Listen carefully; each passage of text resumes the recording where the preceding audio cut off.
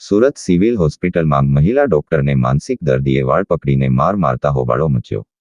Surat civil hospital સહિતના તબીબોએ સુરક્ષા વ્યવસ્થા સામે સવાલો ઊભા કર્યા. મળતી માહિતી મુજબ સિવિલ હોસ્પિટલમાં લિંબાયત પોલીસ સ્ટેશનથી માનસિક પેશન્ટને 108 એમ્બ્યુલન્સ મારફતે લાવવામાં આવ્યો હતો. આ દરમિયાન અન્ય એક તબીબ બીજા દર્દીને સારવાર કરી રહ્યા હતા. આ દરમિયાન માનસિક પેશન્ટે મહિલા તબીબ પર હુમલો કર્યો હતો.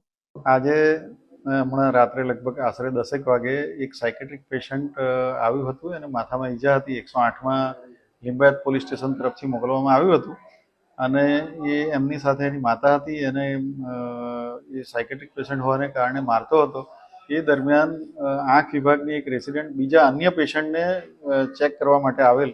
એ એમનું કામગીરી ચાલતી હતી. તે દરમિયાન સડનલી આ સાયકેટ્રિક પેશન્ટે એમના પર કંઈ વાળ ખેંચ્યા અને ધક્કો માર્યો ને એવી ઘટના બની. મને જાણ થતાં તાત્કાલિક હું અહીંયા કેઝ્યુઅલ્ટી ખાતે આવી ગયો અને ખટોદરા પોલીસ સ્ટેશનમાં જાણ કરતાં પીએસઆઈ અને એમનો સ્ટાફ પણ આવી ગયો અને અહીંયા અમારા સિક્યુરિટી ઓફિસરને બધા હાજર છે અને અત્યારે ફરિયાદ લેવાની કામગીરી ચાલુ રહી છે. સર, ભવિષ્યમાં આવી ઘટના ન બને તેના માટે શું તકેદારી?